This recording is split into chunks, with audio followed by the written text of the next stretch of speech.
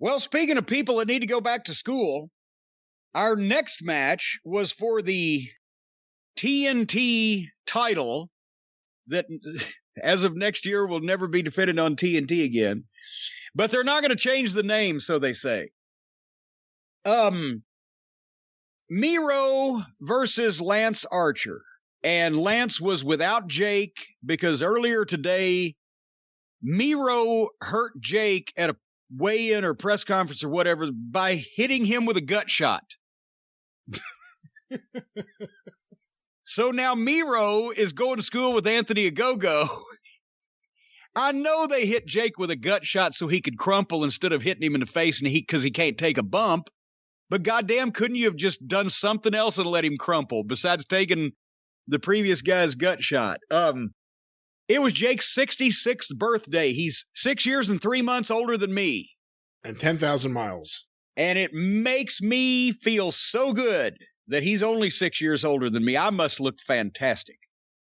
But anyway, with Miro having become a monster all of a sudden, when they realized how bad they had fucked him up, the way they brought him in with the goofs and the video games, I was actually looking forward to this because Lance Archer, in a roundabout way, has switched babyface, and they're two big guys, and I thought, okay, let's see what we got here, and there's a grudge behind it, and of course they jumpstart into a fight, and within the first 30 seconds, Lance Archer does the handhold, rope walk, and moonsault, and ruins the illusion that they were trying to create that they were really mad at each other.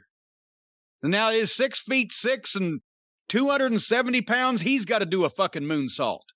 But the only way he can do the moonsault is to let this giant 300-pound Bulgarian hold his hand to steady him and stand there and look like a complete fucking idiot while he walks to the middle of the ropes and then jumps in a backflip. Oh, shit. Guess I better catch this guy. And it's not like it's even his big match move, big pay-per-view move, because we've seen him do it a half dozen times. But in this particular instance, they start having a fucking fight. They've got a grudge behind it. They're two big hosses anyway, and within 30 seconds, he has to throw that in and ruin the fucking illusion. And then they go out to the floor, and they're out there forever with the referee doing nothing about it. And then Archer puts Miro through a table at ringside in the first 2 minutes of the match. And he tosses him back in the ring, but Miro rolls out on the other side, and everything comes to a fucking halt. And then Archer comes over, and Miro throws Archer over the barricade into the crowd, on the people. Of course, they're the paid job guy fans. And then backdropped him back over across the rail into the ringside area. Referee Aubrey is now completely as useless as the rest of this crew. Remember, what was it, the first 4 or 6 weeks they were on television? You and I were like, boy, we like Aubrey. She looks authoritarian, and she's got the facials, and she's got the body language, and she's got some authority. The rest of these referees are just fucking dish rags. Well, now she's as useless as the rest of them. So this Miro gets the heat on Archer. It's become every TV match they have on Dynamite. Archer goes to the top and misses a moonsault. Now he couldn't be happy with the moonsault he hit earlier in the match. He has to go up to the top rope and hit and miss one. And then here comes Jake out with the snake bag, allegedly. Miro grabs him on the apron and drags him stumbling into the ring.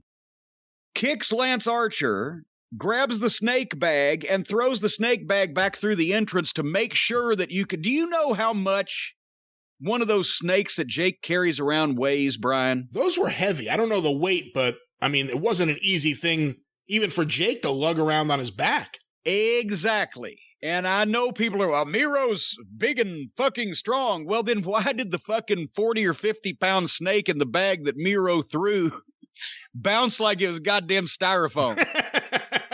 This was a less convincing version of the Boots the Cat switch in the Knoxville Coliseum with Candido and fucking Tammy killing Boots the Cat, despite Cactus Jack and Boo Bradley's best efforts. So then he's going to kill Jake, but Archer comes with a choke slam. Jake is still laying in the ring, and Aubrey's counting the cover for the choke slam like that there's, just snakes and interference and managers in the ring, but we'll just count the pin. And this wouldn't end either by this point. And then Jake disappeared. Why did they do run-in spots in the middle of matches, and then the people that ran in just suddenly just go away? They were so anxious to get there, Brian. But yet, when their thing is done, they just go away. So finally, Miro gives Archer a suplex, kicks him, and puts the camel clutch on him. Archer passes out and Miro wins.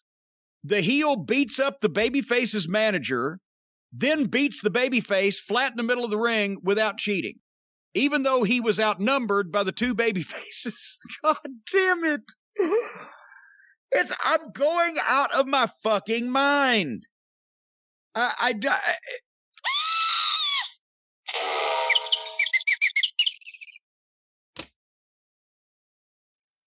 What'd you think? Not what I was hoping for. I still am really high on Miro right now. The last several weeks, he's been great. Like you said, as soon as Archer started going to his usual stuff, I was like, oh, this had a chance to be like, I mean, it didn't, but in my imagination, it could have been Gordy and Williams in 86 in the UWF. Just I was about to say it wasn't going to be, I was going to either say Williams and fucking Duggan or, whatever, but. An in-ring match with two guys just kicking the shit out of each other. It didn't end up being that. The Jake stuff was silly. I've liked Miro the last several weeks. I mean, this is the way to use him. We can't keep pointing out how stupid it was at the beginning, but I have no other thoughts or notes about this match. Well, next up was the prestigious Women's Championship, where, as we all knew going in, Hikaru Shida, now that she got to wrestle in front of some fans, was going to do the honors for Dr. Britt Baker. And I said, all right, when this started, I said, this show is 2 hours in already. I'm going to fast forward. If they do this in 10 minutes or less, I'll watch it. If it's longer than 10 minutes, fuck this. I fast forwarded and the segment ended 21 minutes later with Tony Schiavone on stage hugging and smiling Dr. Britt Baker, the heel who just fucked the fucking babyface women's champion out of the fucking belt. Why was Tony Schiavone hugging her and congratulating her? Well, remember, her whole heel turn started at the end of 2019 with her going at it back and forth with Schiavone. Tony Schiavone. And apparently, based on that was the first thing she did that fans really reacted to, they started putting her out there with Schiavone more and more. And I guess in storyline, they formed a relationship, a friendship, because of their early banter.